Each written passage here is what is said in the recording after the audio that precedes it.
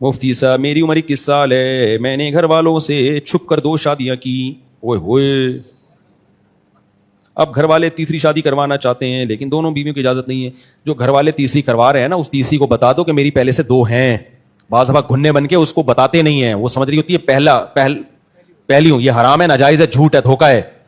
سمجھتے ہو, دھوکا دینا جائز نہیں ہے. وہ یہ سمجھ رہی ہے کہ آپ کما رہے ہیں, اس کو بتا دو بھائی میں نے 2 کی بھی. بے شک باقی دنیا کو نہ بتاؤ, اس کو ضرور, بیوی کو ضرور بتاؤ کہ میرے پہلے سے نکاح میں 2 بیویاں ہیں, آپ کو تیسری پہ تو آ رہی ہو, آپ یہ ذہن میں رکھنا. تو پھر کرنا ہوگا کرے گی, نہیں کرنا ہوگا انکار کر دے گی. دھوکے میں رکھ کے جائز نہیں ہے یہ. باقی یہ کہ دونوں بیویاں اجازت نہیں دے رہی, تو ابا سے اجازت لیے بغیر جب 2 کر لی ہیں, اماں کو لفٹ نہیں کرائی, تو تیسری کے لیے 2 کو کیوں لفٹ کرا رہا ہے بھائی تو؟ استغفر اللہ. وہ 2 مجھے بددعائیں دیں گی. شریعت میں عدل ضروری ہے.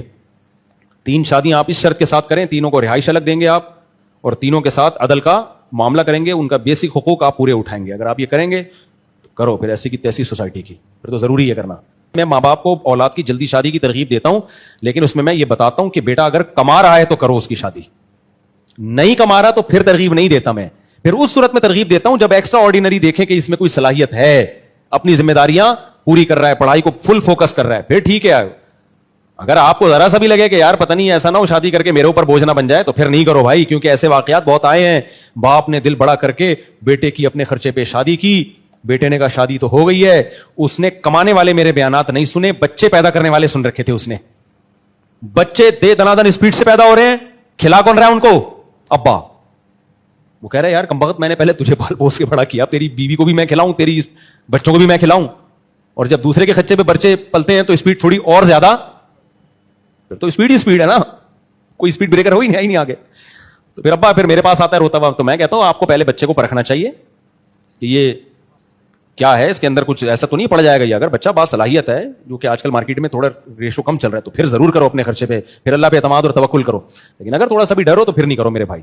اور بعض دفعہ یہ بھی ڈر ہوتا ہے کہ میں نے اپنے خرچے پہ بچے کی شادی کر دی, تو بہو جب اسی گھر میں آئے گی تو میری بیوی سے اس کی لڑائیاں ہوں گی. ماں ساس بہو کی آج کل بنتی کہاں ہے, تو باپ اس لیے بھی بعض دفعہ تاخیر کرتا ہے کہ بیٹا کرے گا لیکن دوسرے گھر میں اپنے لیے گھر کا انتظام کر.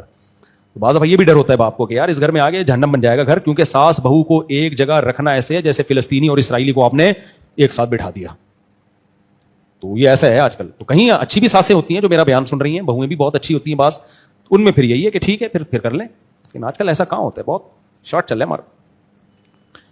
جوائنٹ فیملی میں رہنے میں بہت برکتیں ہیں, لیکن جب دل جڑے ہوئے ہوں, بہت فائدے ہیں جوائنٹ فیملی کے, لیکن دل کہاں ہے آج کل جڑے ہوئے. 2 بہنیں اکٹھی نہیں رہتی ہیں, ساس بہو میں رہیں گی یار. شو مار رہے تھے میرے سامنے آ کے, میری چاروں بیوی ایک ساتھ گھر میں رہتی ہیں, مجھے بتا رہے ہوتے ہیں. میں کہتا پھر تو کہاں رہتا ہے, تو روڈ پہ سوتا ہوگا.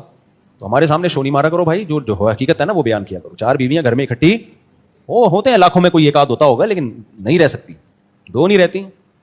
مجھے پتا ہوتا ہے جھوٹ بول رہے ہیں,